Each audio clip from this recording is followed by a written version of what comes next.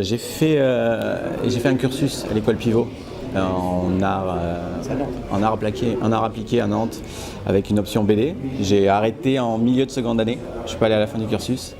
Et du coup en fait j'ai arrêté et je me suis mis un peu en atelier avec Morgan Tanco qui était lui aussi sur Nantes. Et du coup en fait au lieu d'aller en cours, j'ai préféré dessiner tout le long de la journée et travailler mon dessin avant pour inventer un projet à un éditeur. Et au final ça s'est fait à peu près 6 mois après que ceux de ma promo aient passé leur diplôme et signé en même temps. Donc globalement, que j'ai fait la 3e année ou pas, j'ai réussi à m'en sortir et à signer mon premier contrat. Le parcours quand même chez Pivot m'a quand même énormément aidé en termes de travail au niveau des bases, tout ce qui est perspective, anatomie, même s'il y a toujours du travail pour progresser. Et après, il faut se jeter un peu dans le vide et puis on y va, quoi. En gros, j'ai commencé avec Missy Dominici en 2009 chez Vent d'Ouest pour leurs 40 ans. Et coup du sort ou pas, je reviens chez Glénat pour leurs 50 ans et voilà, je sors le premier tome de Serpent de Dieu pour leurs 50 ans. Quelques bouquins chez Delcourt, Ligne de Front, Sonora ou même des Hommes de l'année avec Jean-Pierre Pécaud au scénario. Un petit tome avec Jean-Luc Istin, le 5e évangile, tome 4. Et après j'officie surtout en tant que storyboarder pour Jean-Luc Istin sur des séries nains, elfes ou orques et gobelins, où je donne un coup de main pour le dessinateur.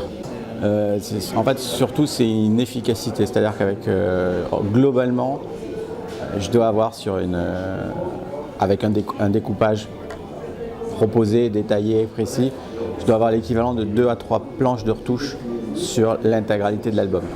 Donc du coup, ça évite énormément de mails, retours, et ça leur convient relativement, à part quelques petites micro-retouches à droite, à gauche. Globalement, ce que je leur propose et ce qu'ils souhaitent, du moins en termes de scénariste, ce qu'il avait déjà dans sa tête quand il écrivait ses pages. En fait, je vais marcher énormément au coup de cœur. Ça va dépendre quand on va le proposer. Si je me sens apte à le mettre en scène, je dis ok. Si vraiment je vais être trop hors de ma zone de confort, je vais peut-être pas prendre le risque de proposer quelque chose qui n'ira pas et mettre tout le monde dans la panade. Voilà. Je vais essayer Le but, c'est que quand je viens en tant que storyboarder, c'est de permettre d'aider à ce que ça se décoince s'il y a un problème ou donner un coup de main à ce moment-là. Donc, oui, même si dans les années à venir, on va changer un peu. Ah ouais? Ouais. Alors il y en a un qui n'est pas du tout timé en termes de temps, que j'ai signé aussi avec Jérôme au scénario chez Glénat. C'est une histoire d'amour victorienne, donc totalement différent de ce que j'ai fait jusqu'à maintenant. Et après, un qui est un peu plus pressé, on adapte avec Jérôme toujours, et Didier Poli, Hawkmoon de Moorcock chez Glénat. Voilà. Alors, en table, d'après ce que j'ai compris, fin 2020, je pense, début 2021, 2 tomes par an pour une série sur 4 tomes. On a donné un tome 1 très classique et à partir du tome 2, on va commencer à partir un peu plus dans le spectaculaire, le fun, et on va finir sur ce tome 3 où, sans spoiler, on a une séquence de bataille qui dure 30 pages. Il y a eu énormément de frigo, c'est un album que la toute première recherche date de septembre 2013, au moment où j'ai rencontré Jérôme, où en fait on a pris le temps de poser, de progresser. On a présenté en décembre 2014, on a signé en mars 2015. Le tome 1 a été long parce qu'on a refait, quand ça allait pas, on recommençait, que ce soit au niveau du scénario ou au niveau du dessin. Du coup, on s'en sort qu'on a à peu près 80 pages sur le tome 1 pour 47 dans la version classique. Du coup, ça a mis 2 ans pour faire le tome 1, on a mis 1 an pour faire le tome 2, et là, on va mettre 6 à 8 mois pour faire le tome 3. C'est un classique, ouais.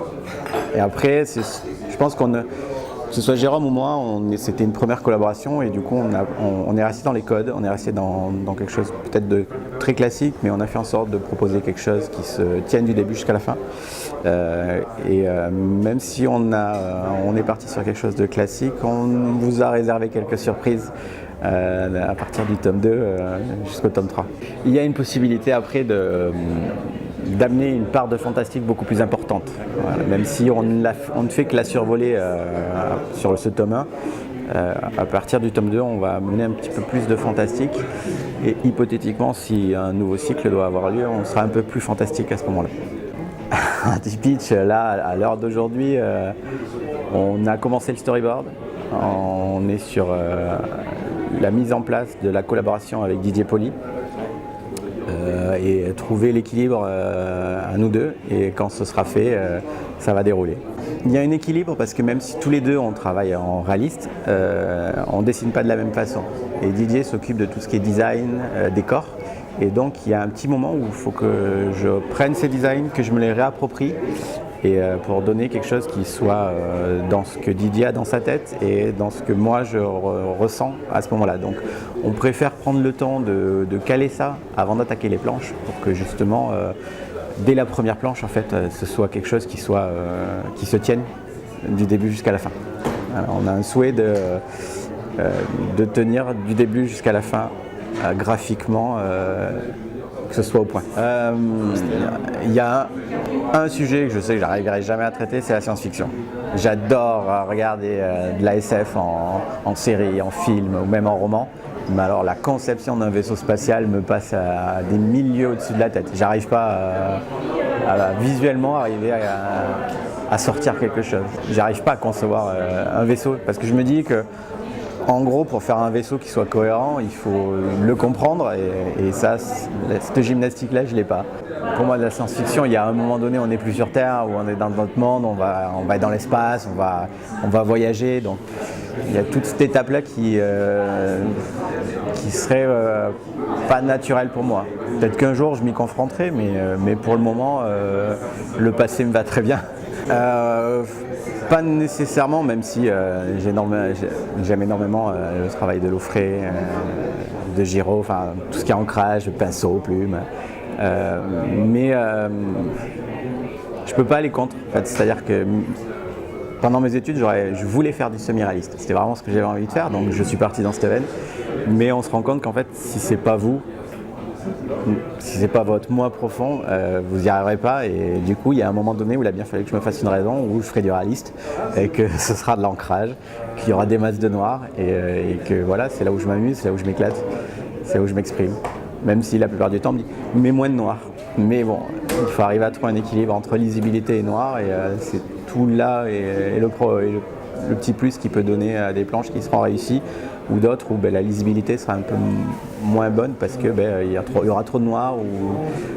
Et donc c'est là où j'hésite, où je travaille, où je me pose des questions quand je suis sur l'ancrage.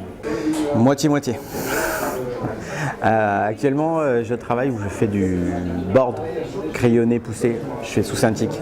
Après, j'imprime en bleu et j'encre directement au pinceau et à l'encre de Chine.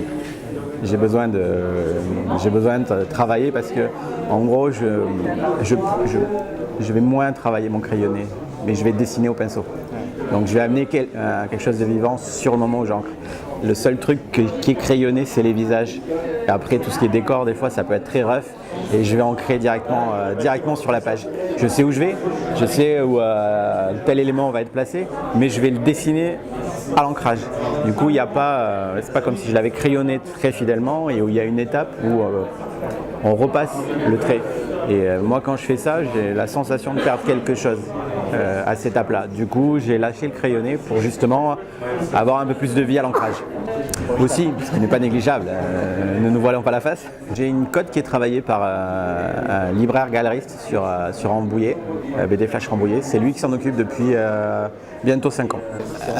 Un de là, d'aujourd'hui, on est entre 5 et 600 € la page. Je prends du plaisir. Alors, c'est ce qui est paradoxal, c'est que je ne suis pas énormément bande dessinée. Voilà, je vais avoir les grands classiques de la bande dessinée. Je suis beaucoup plus comics, depuis tout petit en fait.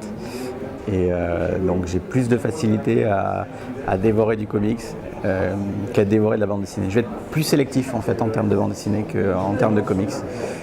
Du coup, en termes de bande dessinée, je vais vraiment me focaliser souvent sur quelque chose qui graphiquement va m'apporter quelque chose, où je vais me dire il y a quelque chose qui se dégage de l'ancrage, de la mise en scène. Et des fois, après, j'ai des plaisirs où je prends pour le plaisir, juste pour lire de la bande dessinée. Et là où en fait, j'ai pas de préférence. Ça va être, je vais prendre la BD, coup de cœur, je feuillette, je prends. Voilà. Et je découvre sur le moment. Alex Ross. Je ne sais pas du tout comment il fait, c'est un mystère, mais chaque fois que je vois une de ses illustrations ou une de ses plans, je fais bon, voilà, respect, la mise en couleur, l'anatomie, le cadrage. Bon. Non, parce que c'est pas. Il fut un temps où j'ai essayé de reproduire ce que j'aimais, mais si ça ne nous vient pas naturellement, ça ne nous vient pas naturellement. Donc j'essaie d'autres choses, mais toujours en regardant ce qui se fait autour de moi.